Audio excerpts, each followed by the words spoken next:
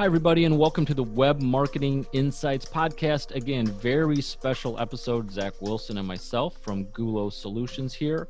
We are at the Pew Charitable Trust Building on location in Washington, D.C. for a very special episode with Amy Gavin from the American Society for Nutrition. She is the Director of Digital Strategy there. Amy, welcome.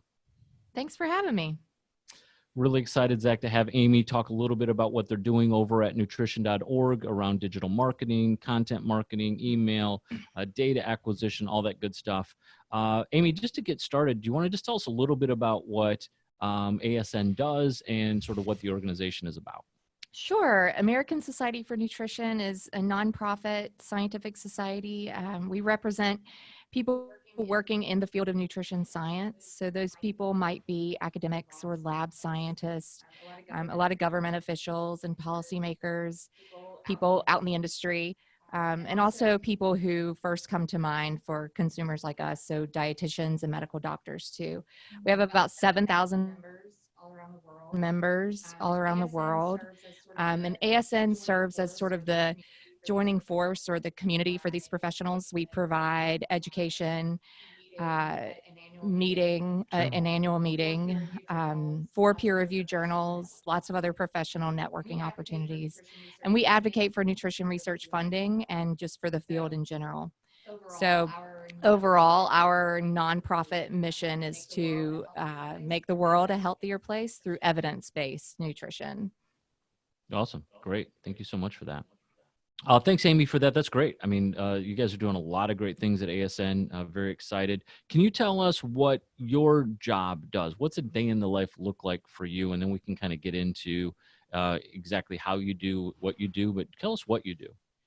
Sure. So there are no 2 days that are the same for what I'm doing. I lead the overall digital strategy of ASN. So that includes digital marketing, our websites, some of our digital systems, like the integration between our association management system and other systems like websites and social media and things like that. I lead the strategy for social media. Okay, and as part of that, what are the initiatives that you're most proud of and that you've taken on in the last year? Sure. So we've done a lot in the last year. There have been a lot of changes at ASN. We launched our new annual meeting 2 years ago, well, in 2018. So we're going into our third annual meeting. So there's been a lot of changes to help support that and to help grow that. And our membership is growing. We have a new journal, so that has spawned new digital marketing activities too. But over the last year, one big thing we did is we updated the blog portion of our website, nutrition.org. So we knew we had a high volume of web traffic, but we weren't using our website for much other than just resources for our members.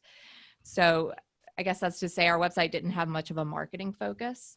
So we wanted to know, who are all these people who are coming to our site? Yeah. We know we have a valuable domain, nutrition.org, and nutrition's a hot topic. So it's inevitable that a lot of users will come to our site from search engines, but what were they coming for? What did they want from us? And how could we serve them? And ultimately, if it's our target audience, how can we convert them to become members and come to our meeting and subscribe to our journals? So our first thought was, we have all of this great intellectual property that we're sitting on from our journals and our meeting content. Mm-hmm. How can we get that on nutrition.org to drive more traffic and convert these people into joining ASN? Yeah. So we worked with a partner and they redesigned a section of our site, our blog, and allowed us, the redesign allowed us to incorporate new types of content, and it gave us a more modern look and feel and more functionality for us as staff to market different programs and activities. So that's been really useful. But one directive we had from this project is to gather more first-party data. Who are these people who are coming? And a conversion for us at this time was to get them to enter their email. Yeah. And so what did you do exactly on the page? Was it just simply like a subscribe or join our newsletter? How did you draw them in? What was the copy and what was the thought process around that? Sure. So on, I think, every page, there's an opportunity for the user to enter his or her email Okay. to subscribe to a newsletter or to subscribe to monthly updates. Okay. Or if it's content that's really high value, we might require an email to get access Gotcha. to the content. So you're doing different things depending on where on the site they are. Sometimes it's a Mm-hmm. newsletter pitch, sometimes it's a download something, sometimes it's, Mm-hmm. okay, gotcha. And you weren't doing that before. Not really. Okay. There were a couple of places throughout the site, but they weren't super successful. They weren't easy to find. They Okay. weren't compelling to web visitors to enter their email. Got it. Whereas with this new design, users are reading valuable content and then they're prompted to enter their email to get more. So just nuts and bolts of it. You've got a blog post, great content. People are coming and you're getting a lot of traffic and it's high value.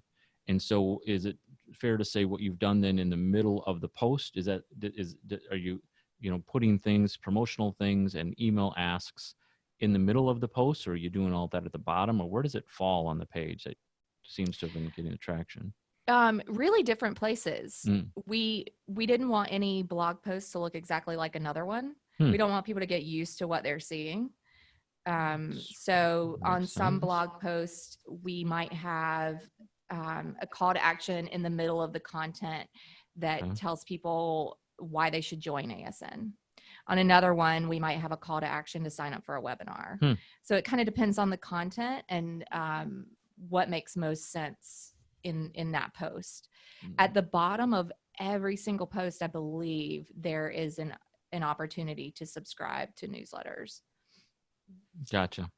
This is a interesting conversation, just the way we're talking about it too, because this is something we grapple with talking to the greater public and sometimes our clients too. And what is this? How do you describe this? This is for digital marketers, this is called something called conversion rate optimization, right? Or conversion optimization. But you talk to somebody about this without giving all of the anecdotal information that you've just given, their eyes glaze over and they fall asleep on you because they just don't know.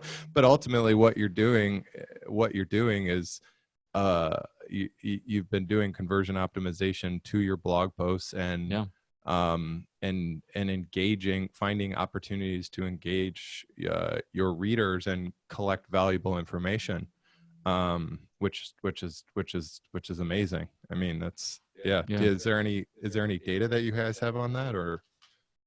Yeah. So 9 months after the launch, well, let me back up. So we launched the redesign with our annual meeting. So that worked out really well for us because we were able to use these new features and jump in from our annual meeting. We had all this content coming out of our annual meeting. So we were able to jump in and put everything to use right away.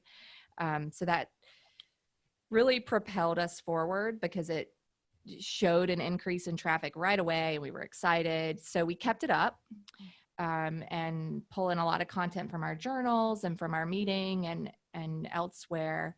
So 9 months after the launch of the redesign, we showed an increase in users by 35%. So tell us about, so you weren't putting in a big effort around gathering the emails and first party data, but then you were, and you made a real conscious effort to not only make sure the blog posts were unique in the body area of them, but that you were putting these various calls to action. So from another data point, what was that acquisition of the emails and the first party data?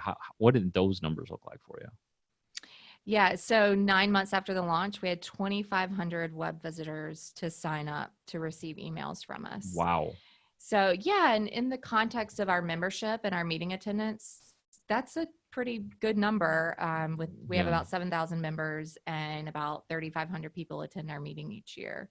So we have been really pleased with that number. Yeah. Did it climb? Did it did it spike and go up and down for any particular events, or is that just like a steady over 9 months? There was X number generally per month that was kind of the same, or? It's pretty steady. Okay. Wow. And I think that's due to us publishing content on a steady routine basis. Yeah. Okay. That's 300 unique pieces of data every month. Yeah, that's pretty. I don't that's know pretty anyone crazy. that wouldn't take that. Yeah. I think now, well, I don't know, that to explore it a little bit more. I mean, from what you're doing in terms of different channels, have you done anything differently over the last 9 months to garner new readership, or is it organic? Is it content marketing? Is it social? Is it the sum of the whole? Yeah, I mean, what are you doing in terms of upping that, or is it across all channels it's increased? Yeah. So there's obviously a lot of marketing that goes behind it. We didn't just throw everything up there and Sure. watch the masses roll in. You built it and they came. Yeah. And you did we like nothing. to think that, but behind the scenes, we were doing a lot to encourage traffic to come to our site. Their organic traffic did increase by 21% during those 9 months. So I guess that's the masses rolling in by themselves. Yeah. But we also ramped up our social media. So for every blog post that we published, we promoted on social media as well with a teaser and a branded URL, shortened URL to drive people to the site. For really high value content, we did some ad retargeting through another tool where we targeted people who had visited our site before with an ad on third-party sites to try to draw them back in and give us their email address on this second go. Email marketing, we ramped up a little bit. And we changed a little bit, whereas in the past, we would provide full text content in an email to the media, for example, and we changed that where we would give them just a snippet and send them to our site. Teaser, yeah, that's important because we also noticed a lot of referral traffic, a big increase in referral traffic. So I think that's due to providing tools on the page for people to share, which I enjoyed seeing that because it means people, if they're sharing our content, then it's resonating with them and they like it. That our referral traffic increased by 39%. So that was a pretty good number. Wow. It's fun to just see. I mean, we're talking about nutrition science, and this isn't like I don't know, really masses fodder, but to get some social traffic and some social shares and referral traffic, that's got to be really gratifying, I would think. Yeah, you'd be surprised though. Nutrition scientists talk about the content a lot. Yeah. There's a lot to argue. Yeah, I'm sure that's true. Hey, can you talk about, you use Feather, right, for the remarketing stuff? We do. Can you talk about how long you've been using them, what it takes to ramp up with something like that? What is it for those that aren't familiar with that term or familiar with the product? Just talk about what it is, why you chose it, and how it's been working. Yeah, so we've been on board with Feather, and that's Feathr, Feather, for just over a year. And what they provide is a platform that enables us to track our web visitors by a cookie on our site. So if a visitor has cookies enabled, we can track them and then display ads to those people on third-party sites. So if they go to the Weather Channel after they visit our site, they could see an ad pop up from us. Okay. Can you control what sites the ads show up on? How do you figure that out? You can exclude sites. So if there's something you want to avoid, then you can. That might be counter to your content or not in line with your organizational values or something like that. Yeah. We haven't run into that yet, but it is possible. Feather is super easy to use. It's very DIY.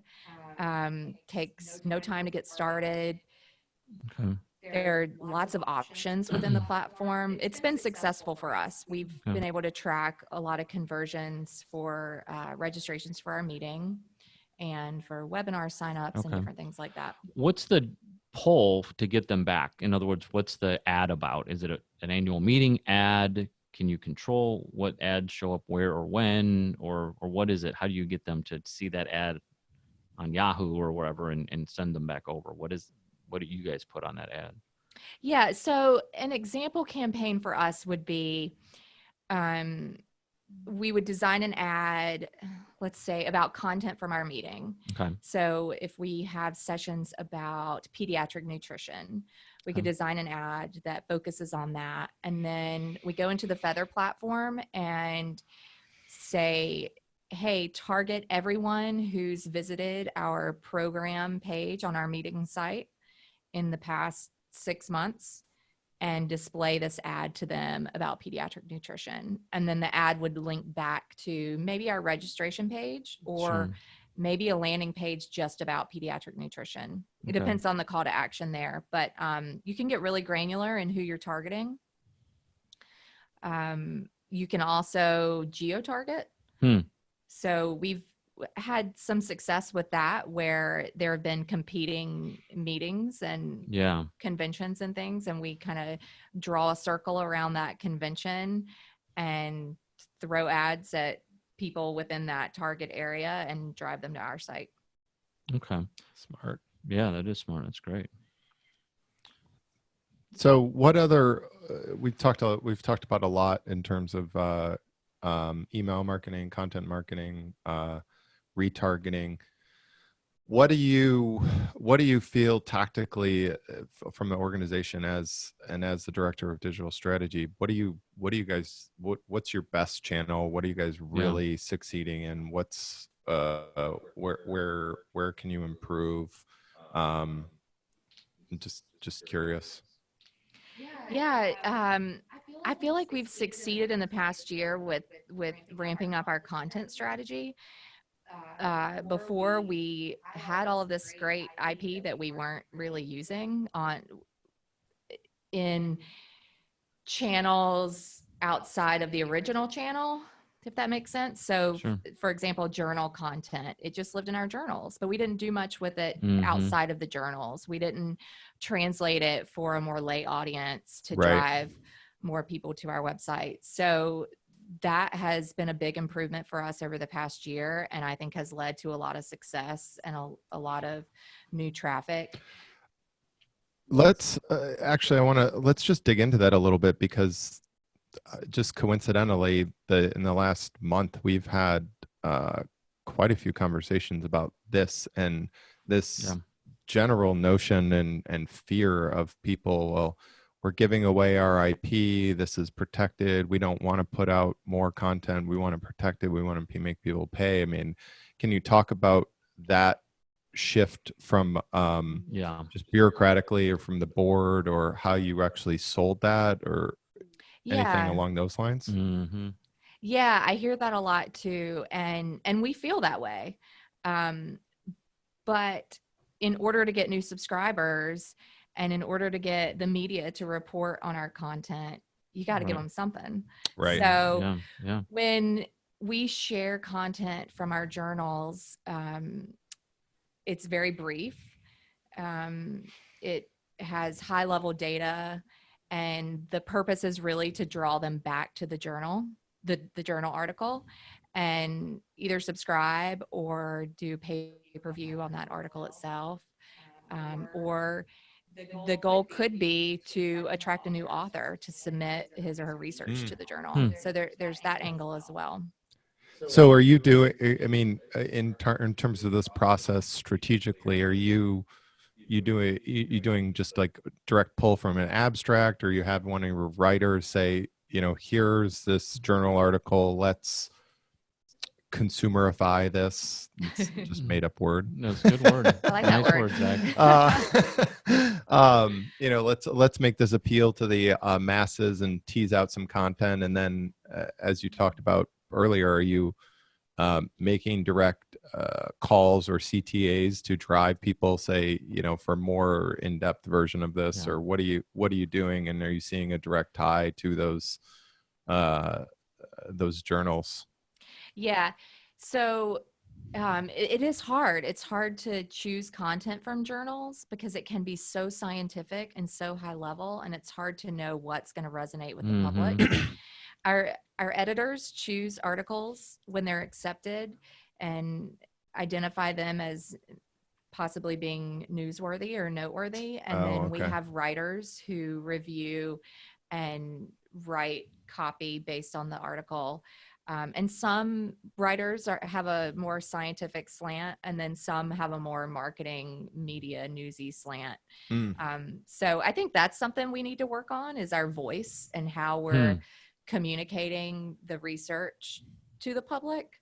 But we've made great progress in the meantime of using the content really to advance our mission. Yeah, clearly. I mean, with some of those numbers that you shared.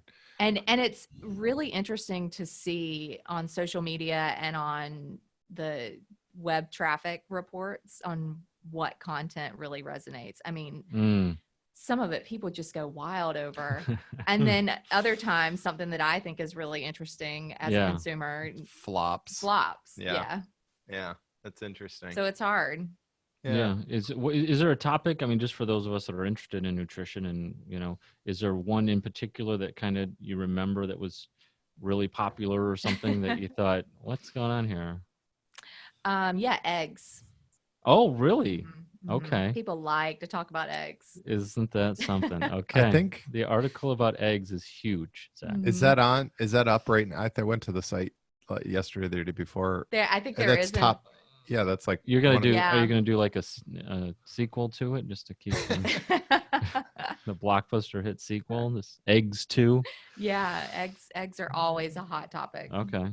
All right. There was speaking of eggs, the place we went for lunch yesterday, I didn't get it, but there was it was like a vegan burger place, so the meatless burger place, Impossible Burger, and some varieties of that. And one of them was like an egg, like the burger was made, the patty was like made out of like eggs. Oh, that's not vegan though. Yeah. That one wasn't vegan, but it was just it struck me as like, oh, well, this is right. I've never seen this before. I haven't heard of that before either. Yeah, either had I. So I don't know. So Amy, are eggs good or not? We need to know. Oh, if I'm going to get that burger, I want to know. You can't go on the record as telling. Okay. Oh, no. On behalf of ASN, we're declaring that eggs are. I can send you to a great website, nutrition.org. Read about it, right? You can do a search. Okay, we'll search eggs. Yeah, we'll do that. Read all the arguments. Okay, we'll do it. So, if you were stepping away from this, looking back, and you could have a conversation with yourself after this and say, hey, Amy, this is what we need to prove. Or this is one thing we need to really work on and improve over the next 6 months. Yeah.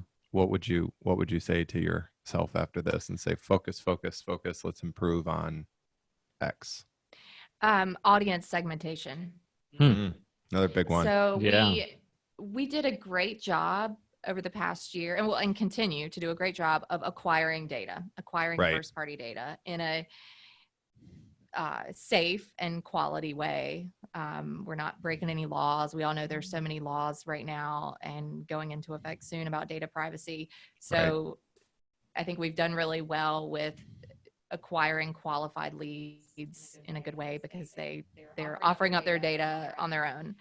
Where we have sort of fallen short is the second part of that plan, where we figure out how to provide content to the different segments of those audiences. Yeah. We have things in the works. We had a marketing consultant come in and lead our whole staff through a 2-day workshop where we talked about our current audience and our target audiences, and we narrowed it down to 7 personas. So we will now be using those 7 personas to really drive everything we do. Those personas will be integrated into marketing plans, into new product development, into how we use our website and how we use email marketing. So that a year ago, if I could talk back, I would say get a better plan in for audience segmentation.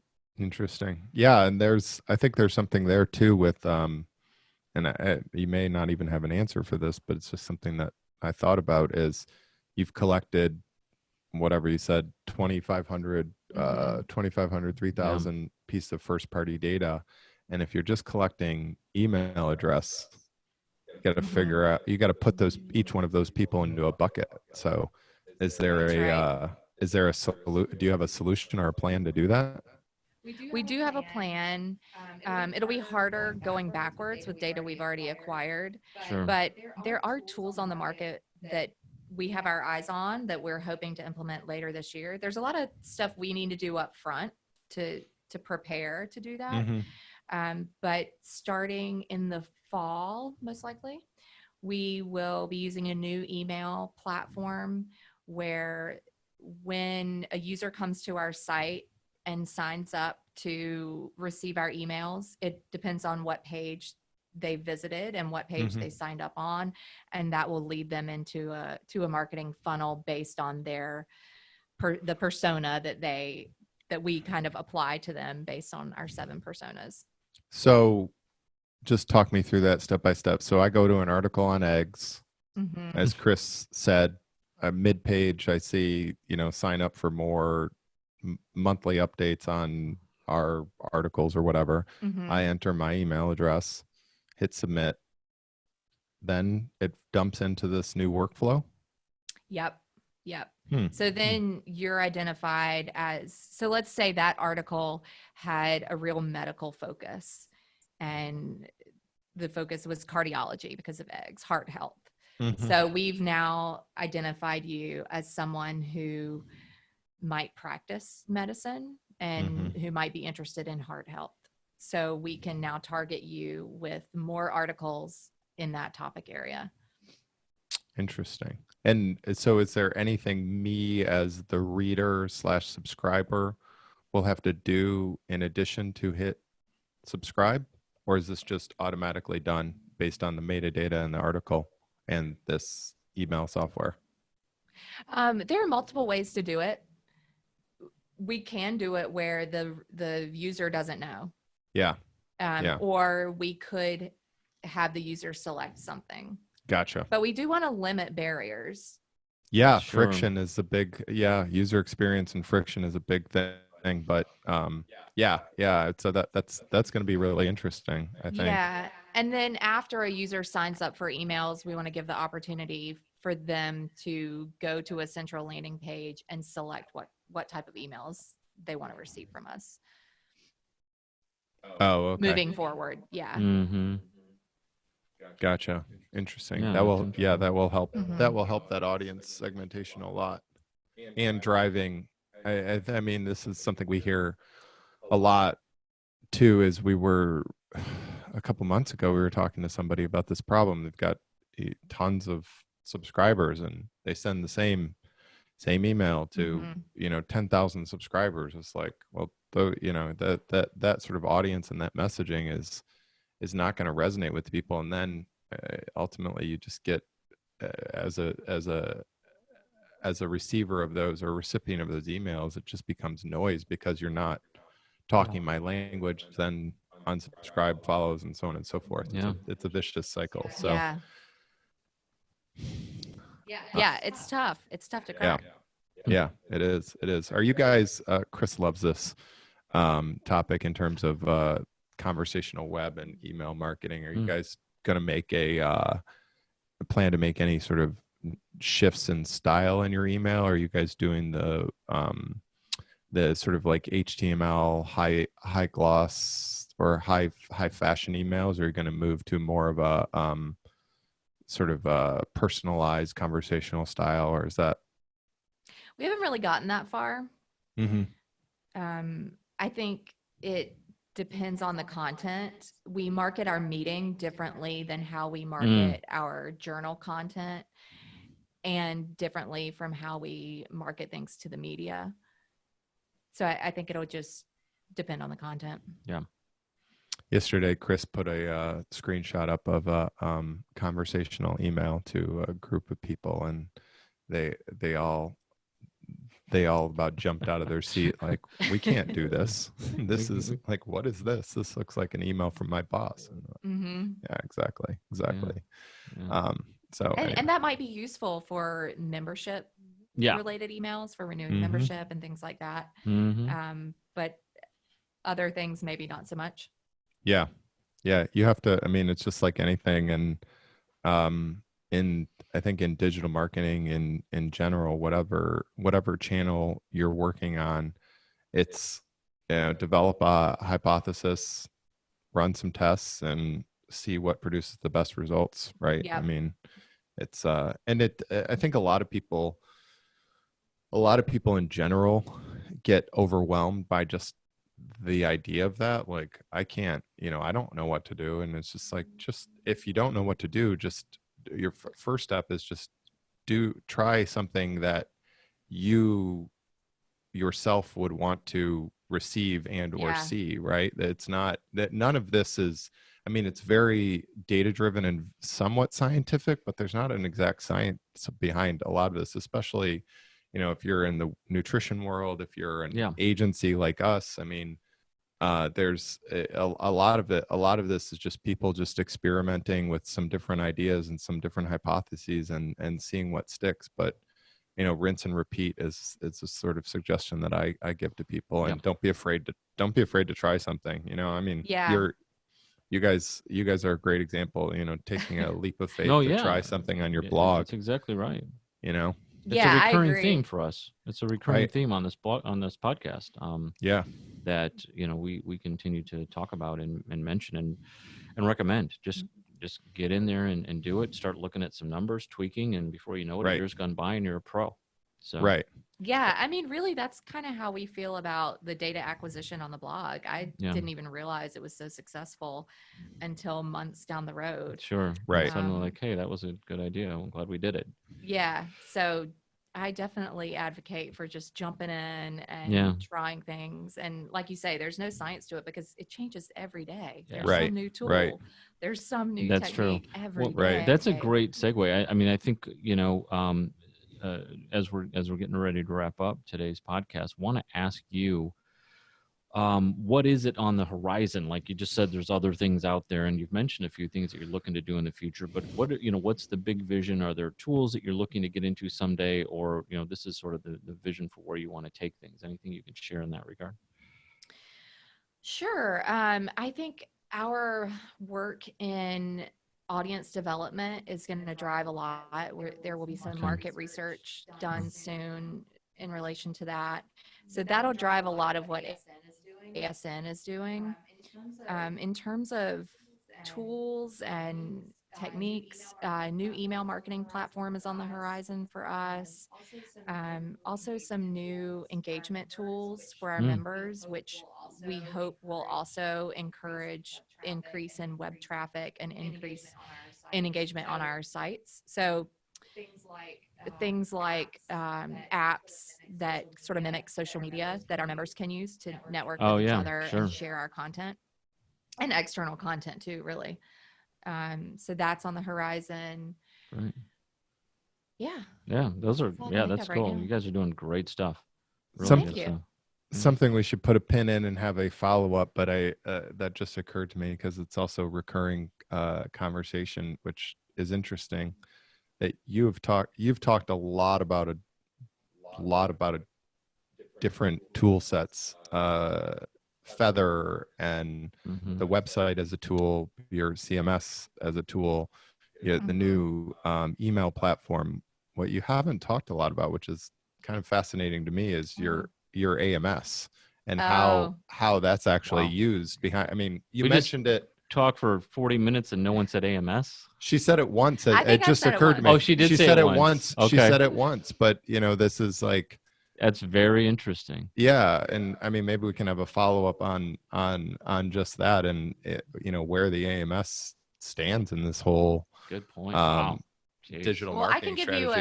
I can give you a quick tidbit about that. We treat our AMS as the version of record. So we don't do a lot of writing back to our AMS. We want to keep the data in the AMS as clean as possible. possible. And we preserve it so that we can use it for membership communications, so that new users don't get in there and then unsubscribe from things. So yeah, Yep. it's not so much used as a marketing tool at ASN. Yep. Makes sense. Yeah. Makes sense. Zach, you want to have any closing words as we get ready to wrap up for today? Anything you want to ask Amy? Anything you want to talk about and share with the listeners? No, one, just thanks for having us. This is a great conversation. And again, just don't be afraid to try new things. Try to avoid death by bureaucracy in decision making. If you have the freedom to do so. It sounds like Amy has a lot of freedom to as a digital strategist to do these things and try different things. She's clearly earned a lot of trust from her executive director and the board to jump off and experiment. So if you have the freedom to do that, run off and do it and have some fun. Yeah, absolutely. Amy Gavin from the American Society for Nutrition, nutrition.org. Check it out. She's doing great work out there. Amy, thanks for joining us today. Thanks for having me. I hope our story inspires some of your other listeners. Yeah, awesome. I'm sure it will. It's great stuff. Web Marketing Insights Podcast closing another edition. Thanks, everyone, for listening. Please subscribe if you're watching this on YouTube. Check us out on iTunes and Spotify and all the other great channels as well. Feel free to leave comments on any of those. We'd love to hear from you. Thanks for joining us, guys. We'll catch you next time. Hi, everybody. Thanks for checking out the podcast today. Go to gulosolutions.com to learn more about us. Subscribe to our newsletter. Also, if you can hit subscribe on our channel here on YouTube, that would be great as well.